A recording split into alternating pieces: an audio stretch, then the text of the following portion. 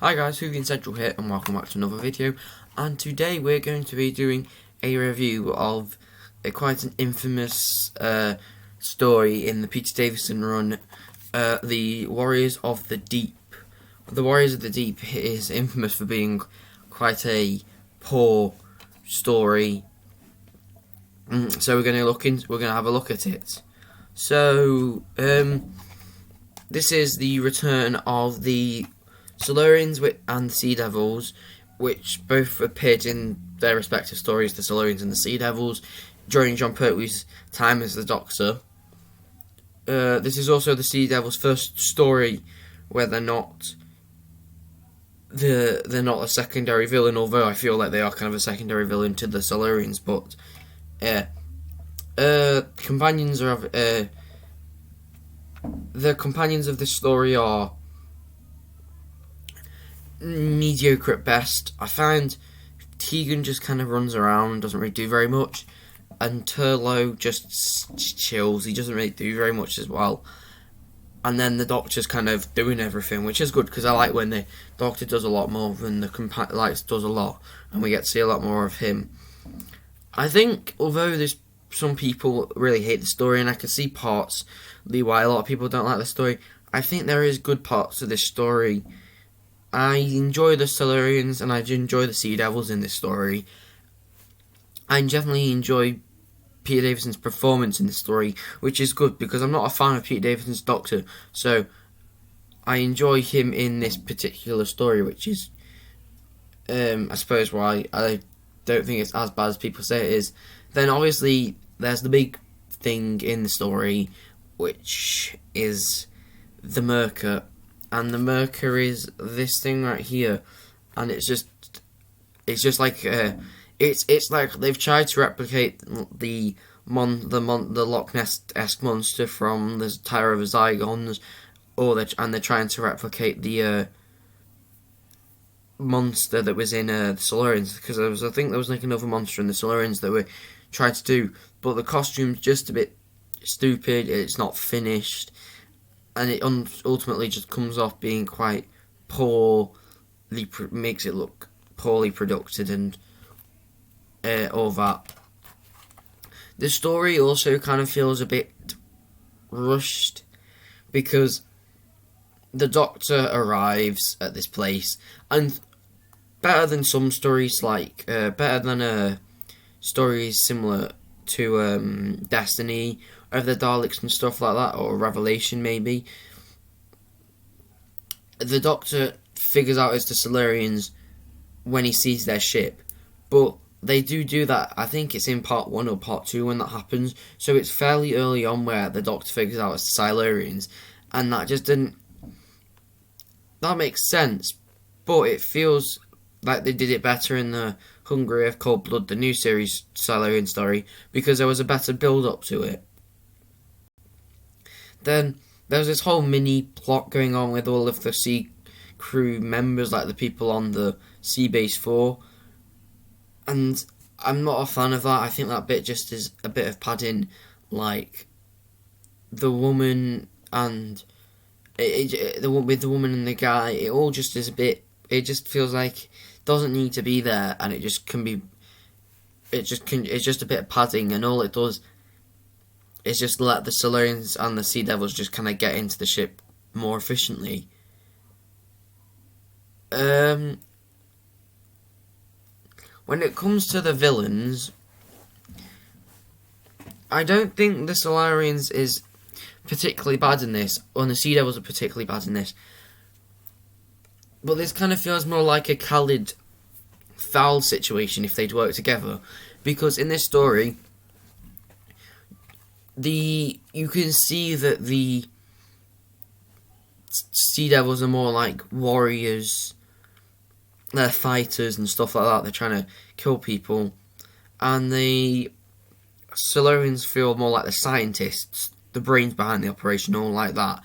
Whether the Sea Devils are obviously kind of like the fighters. They go out and fight and stuff like that. Which is fine. I enjoy that aspect of them. But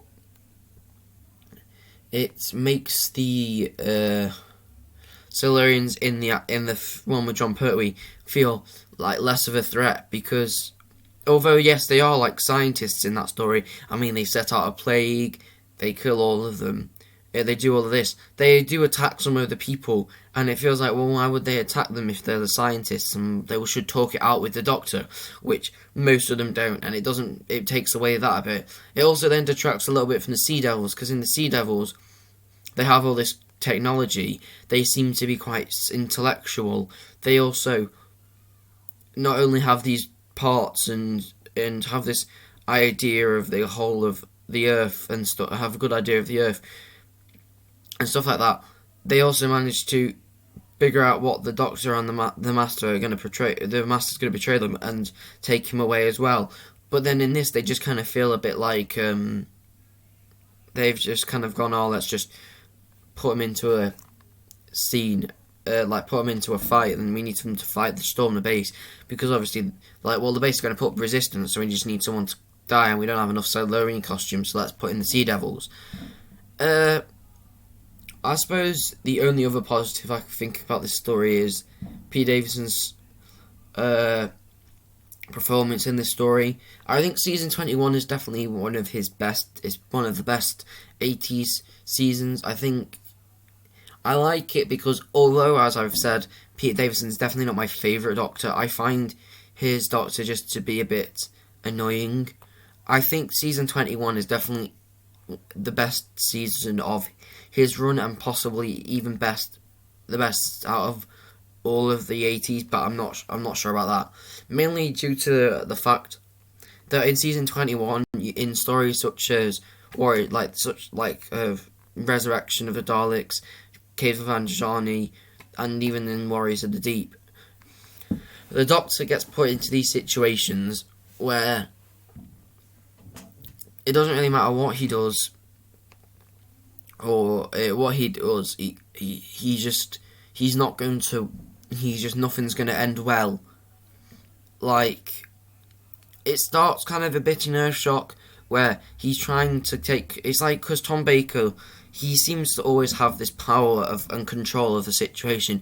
Whether Peter Davison really tries to do that, but struggles. In like Earthshock's a good example for the scene where he tries to confront the cyber leader, and then the cyber leader just says, "Oh, kill Tegan," and then he's like, "Stop, don't kill Tegan." And then the cyber leader's like, "I've won. You can't stop me because I just threatened to kill Tegan."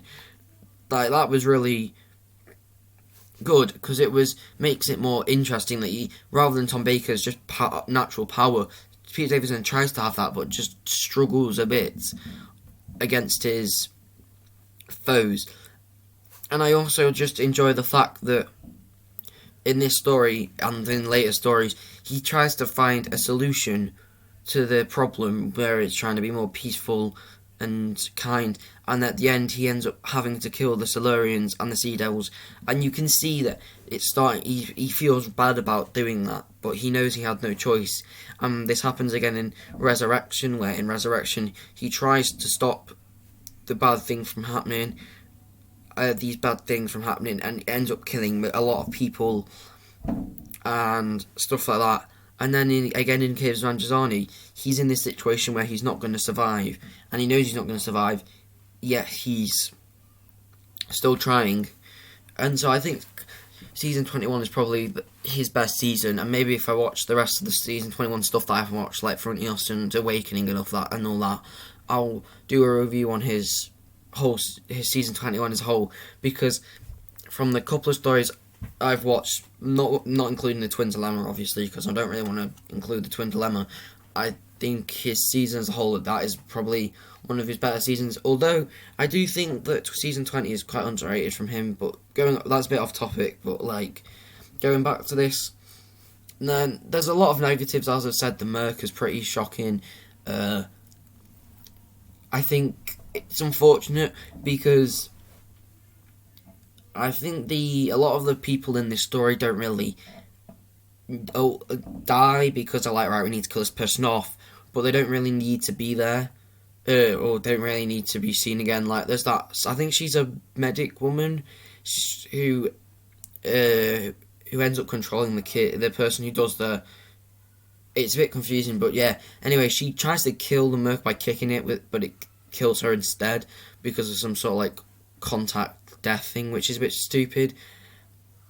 Also, as I think Turlough is probably one of the most underrated companions. I think in season 20, during the Black Guardian trilogy, I can see why people aren't a fan of him.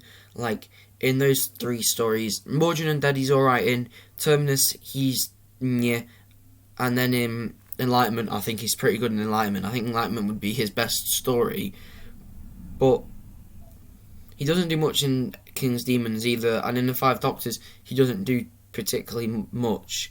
But I think in season 21 he does quite a lot in that season, and I do enjoy him in it. Tegan's finally in this after season 21, more or less after Snake Dance. Tegan finally becomes a decent companion in my opinion, because I find that during season 19 she just wants to get back home. She gets home, she comes back, and then after Snake Dance, because with the Mara, and she's finally free of the Mara and stuff, she then continues on, and I think she's a lot better after the Snake Dance than she is before it, which is upsetting because I like Nyssa, but I'm not a fan of Tegan in those stories before. But she doesn't do particularly much in this story, which is a bit annoying because it's kind of like, yeah, although I do like Pete Davidson doing a lot, it is annoying that Tegan doesn't do as much, because it's like, well, I like to see her do something. So yeah, the supporting cast, some of them are alright, some of them just kind of, yeah. I think in terms of this story, it feels there's a lot of production things behind the issues behind this. I believe, as I said, the Merc wasn't a properly finished costume and stuff like that. So you can definitely see it in the story, and it definitely feels like there could have been another villain there and it would have been fine. But the Sea Devils and the Solarians were just an old rotten costume that they were just going to reuse.